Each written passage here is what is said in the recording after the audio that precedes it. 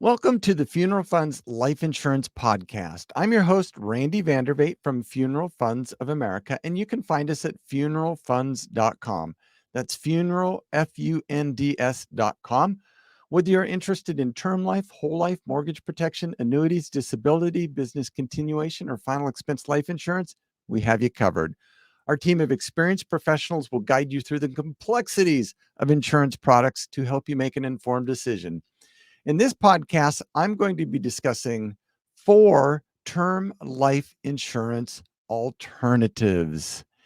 Now, there's a lot of people out there who don't have any life insurance, right? And if you're younger, if you're like 60 and under, term life insurance probably the best option for you to get any, kind of large amount of coverage or measurable amount of coverage. Once you're above 60, we start taking a look at some other plans, maybe for final expense. We might look at some other types of things like whole life and stuff like that in smaller amounts. But yeah, term life serves so many people so well that you just really can't ignore it. But what are the alternatives if you don't have any term life insurance? Well, you know, when you're going to die, you're going to need a funeral, right? So you should start there. You should start and at least prepay a funeral plan. Um, you know, but I will tell you this, those funeral plans are expensive. And if you're in your, 20s and 30s and 40s, do you really want to prepay for a funeral plan right now? Because what if that funeral home isn't even around in 30 or 40 years when you do pass away, right? 20 years, 10 years, 5 years, who knows? Tough economic times these days. You're going to die. There's going to need to be some services there. More and more people are getting cremated just because of the cost of these funerals getting more expensive. But, there's some companies out there that offer prepaid plans, and they can often be expensive for what they are because, after all, they've got to kind of overcharge on those to be able to invest that money and get a return on it to be able to pay, your funeral or cremation or whatever, oodles and oodles of years from now when you do pass away. So you tend to overpay. If you can, you're often better off just rolling these needs into a regular life insurance policy. And quite often that's, if you're younger, that's going to be term life. Now, if you're working for, an employer that offers life insurance as a benefit, well, that can help, but that only helps if you're working there. And oftentimes, they're only going to furnish 1 year's salary worth of life insurance coverage. So 1 year's worth of your income in the form of life insurance coverage. And let's face it, if you've got some financial obligations or spouse or children or whatever that need that money, they're going to need that money for food and just to survive. But, keep in mind, if you don't have any other insurance or any other funds, then that funeral is going to have to come out of there too. So number two, term life insurance alternative is savings or investment accounts. Now, that's if you're blessed to have savings or investment accounts. A lot of people in the United States right now are just living paycheck to paycheck. If you don't have the savings or in the investment account, you just can't get money where there's nothing, right? You can't get money out of an account that's got nothing in it. Or also, so many of these investment accounts, you're going to take a significant hit by pulling out money prior to age 64, 65. What it depends on the insurance company or the plan you have, the mutual fund or 401k or whatever. There's definitely penalties for pulling that money out early, and you're going to have to pay those penalties. Plus, you're going to have to pay, the tax implications on that for getting it out too, because most of that money's put in pre-tax. So you've got to pay the taxes when it comes out of there. But, if you've got savings, that's okay. But think about it. If you've got a $350,000 mortgage and a $40,000 mortgage on a car, and the kids are in school and, all this other stuff, and you pass away, and there's not at least a $500,000 sitting in your bank account or in an investment account that's liquid, meaning you could get it out right away without penalty, then boy, it's a tough life on earth for those people that are left behind struggling to pay for things when they don't have money. So, yeah, savings or investments accounts are often better for higher net worth people because the average person in the United States does not have a lot of savings. And, they're in the building stage of their investment accounts too. So keep that in mind. Fourth term life insurance alternative is crowdfunding. Basically begging online because you didn't have life insurance or other savings or investment accounts, unfortunately. It's a popular way to get out and kind of beg for money.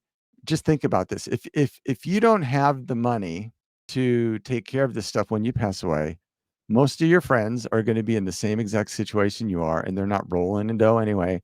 And there's not going to be anybody out there that can donate 20,000, 50,000, 100,000, half a million to you just because you didn't prepare. So crowdfunding, I mean, that might work good for something small. I don't know what it would be, but man, I tell you what, at some point in your life, if you got enough responsibility, you're going to need to step up and make sure that, the people that you leave behind, God forbid, if you die sooner than anybody thought, you need to make sure that they're taken care of. And term life insurance is one of the best ways to do that when you're young. And as we get older and have fewer financial obligations, and we're just wanting to pay our final expenses, then whole life insurance works pretty good as we get older. The fourth alternative to term life insurance is government assistance. And I hate to tell you this, but the government can't even pay its own bills, and they're borrowing money like crazy, and the debt keeps going up and up and up. And you know what? It's all your debt, right? It's split amongst all these citizens in the United States of America. And these politicians are spending it like it's going out of style. And unfortunately, government assistance is just, it's not what you would think it would be. Unfortunately, if you qualify for government assistance, you are practically destitute in many cases. And again, the government's job is not to pay your house or make mortgage payments for you just because you didn't prepare financially. And there's no government programs out there that will do that. There's no government programs out there that, will pay for a funeral. I mean, if you were in the military, they'll pay a portion of it, a small portion of it. Many people who are in the military think that, oh yeah, the government's going to pay for my entire burial. You are so misinformed. Unfortunately, that's not the case. We don't think our veterans are treated as well as they should be either. So, yeah, what president said that? Said one of the most scary statements in the world is, "I'm from the government and I'm here to help you." I think that was maybe Reagan that said that. Correct me in the comments if I got that wrong.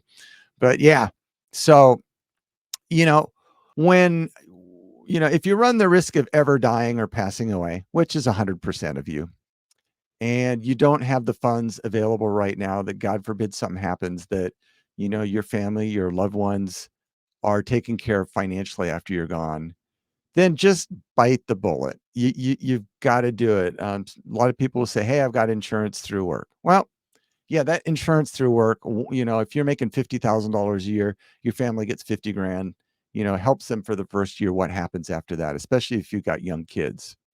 What happens after that? So that's just a terribly tough situation. But, you know, if you've got a 500,000 or 1,000,000, or if you're higher net worth, 8, 9, 10 million, that provides options.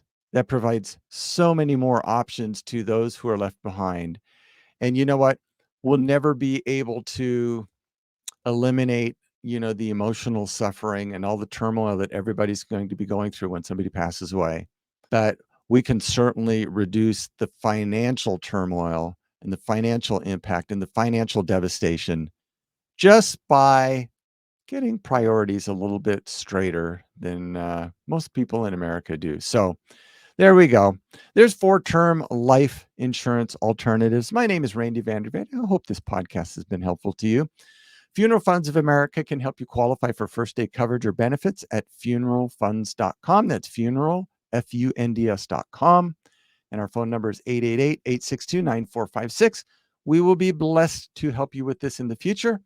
Until that day comes, stay safe, take care, and have a nice day. Bye-bye.